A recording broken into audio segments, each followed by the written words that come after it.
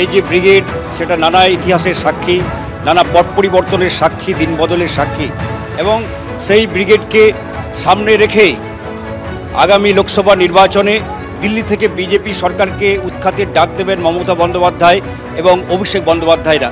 এবং তার কাউন্টডাউন শুরু হয়ে গেছে আজ সকাল থেকেই। তোমাকে একটু দেখায় যে ধীরে ধীরে তৃণমূল কর্মী সমর্থকরা তারা এই সাত সকালে আসতে শুরু করেছে এবং তাদের একটাই আওয়াজ যে মোদি হটাও, দেশ বাঁচাও। আজকের যে বিজেপি ব্রিগেডের যে মূল ফোকাস, সেটা হচ্ছে বাংলার প্রতি কেন্দ্রীয় সরকারের বঞ্চনা। এবং তুমি জানো যে গত 2-2.5 বছর ধরে বাংলাকে বঞ্চনা করছে কেন্দ্র।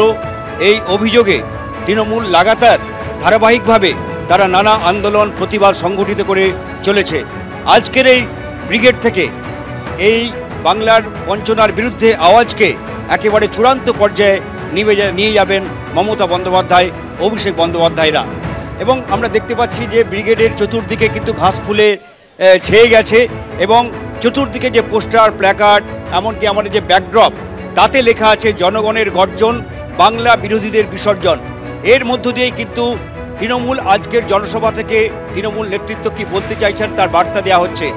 অর্থাৎ একদিকে যেমন বাংলার বঞ্চনার বিরুদ্ধে তাদের আওয়াজকে চূড়ান্ত পর্যায়ে নিয়ে যাওয়া হবে, পাশাপাশি বিজেপি যে বাংলা বিরোধী, বাঙালি বিরোধী, সেই আওয়াজকেও আজকে তুঙ্গে নিয়ে যাওয়া হবে। এবং যেটা মমতা বন্দ্যোপাধ্যায় বারবার বলেন যে বাংলা স্বাধীনতা সংগ্রামে সবচেয়ে বেশি রক্ত দিয়েছে, সেই বাংলাকেই কেন্দ্রীয় সরকার নানাভাবে বঞ্চনা করছে। এবং সেই সঙ্গে তিনি এই বার্তাটাও দিয়েছেন এবং আজকেও দেবেন, সেটা হচ্ছে যে কোনো চাপের কাছে এই রাজ্য সরকার মাথা নত করবে না, বরং আত্মনির্ভর বাংলা গড়ার পথে তিনি এগিয়ে যাবেন। ফলে আজকে আত্মনির্ভর বাংলা গড়ার ডাকও মমতা বন্দ্যোপাধ্যায় দিতে পারেন। এবং সেই সঙ্গে বিরোধীদের যে মূল অভিযোগ তৃণমূলের বিরুদ্ধে, একদিকে সন্দেশখালী কাণ্ড, অন্যদিকে দুর্নীতির ইস্যুতে বিরোধীরা সরব। প্রধানমন্ত্রী চারবার 4টি জনসভা করলেন এখানে, এবং তারও মূল আক্রমণ তৃণমূলকে, যে সন্দেশখালী কাণ্ড নিয়ে তিনি একদমই সন্দেশখালী কাণ্ড নিয়ে আমরা দেখেছি প্রধানমন্ত্রী নরেন্দ্র মোদী তিনি বারবার, চতুর্থ সভা ছিল গতকাল তার, সেখান থেকে বারবার তিনি আক্রমণ করেছেন সেই সন্দেশখালী প্রসঙ্গ নিয়ে। আজ তৃণমূল নেত্রী কোনো বার্তা দেন কিনা সেদিকে অবশ্যই আমাদের নজর থাকবে। আশাবল, তুমি আমাদের সঙ্গে থাকো, কথা বলে নেবো। আমাদের আরো 3 প্রতিনিধি সরাসরি বিভিন্ন জায়গা থেকে আমাদের সঙ্গে রয়েছেন। ব্রিগেডের মূল সভাস্থল থেকে রয়েছেন আমাদের অপর প্রতিনিধি কৃষ্ণেন্দু অধিকারী, পার্ক স্ট্রিট থেকে রয়েছেন প্রতিনিধি সঞ্চয়ন মিত্র, এবং অন্যদিকে লঞ্চঘাট থেকে রয়েছেন আমাদের অপর প্রতিনিধি ঝিলম করঞ্জাই। আমি একবার পার্ক স্ট্রিটে চলে যাব সঞ্চয়ন মিত্রর কাছে। সঞ্চয়ন, শহরের বিভিন্ন জায়গা থেকে যে বড় বড় মিছিলগুলি ব্রিগেডমুখী হবে তার মধ্যে অন্যতম হচ্ছে পার্ক স্ট্রিট। পার্ক স্ট্রিটে এই মুহূর্তে কি জমায়েত শুরু হয়েছে? কি ছবি দেখতে পাচ্ছ?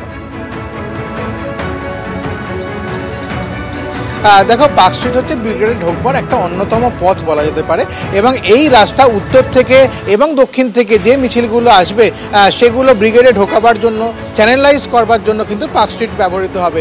এবং সকাল থেকে পুলিশি নিরাপত্তা একেবারে চূড়ান্ত। আমি দেখাবো ইতিমধ্যেই পুলিশ কর্মীরা তারা কিন্তু নিজেদের জায়গা নিয়েছেন। বড় বড় বাস ঢুকতে দেখতেই পাচ্ছ যে বড় বড় বাস সকাল থেকে ঢুকতে শুরু করেছে।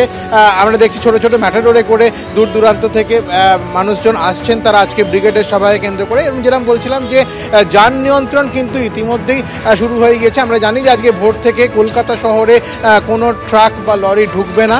এর পাশাপাশি রাস্তাগুলোর ক্ষেত্রে যান নিয়ন্ত্রণ কিন্তু আরও একটু পরে শুরু হবে। বেশ কিছু রাস্তাকে একমুখী করে দেওয়া হবে, এবং উত্তর এবং দক্ষিণ আমরা জানি যে দুদিক থেকে দুটো বড় মিছিল আসার কথা। একটা শ্যামবাজার থেকে আসবে, আর একটা আসবে হাজরা থেকে। এছাড়াও হাওড়া এবং শিয়ালদা থেকে যে সমস্ত মানুষজন আসবেন তারা বিভিন্ন রাস্তা দিয়ে চলে আসবেন ব্রিগেডের মাঠে। ফলত অত্যন্ত গুরুত্বপূর্ণ একটা জাংশন হলো এই পার্ক স্ট্রিটের মোড়, পার্ক স্ট্রিট চৌরঙ্গির মোড়। তৃণমূলের তরফ থেকে সহায়তা কেন্দ্র করা হয়েছে, মঞ্চ করা রয়েছে।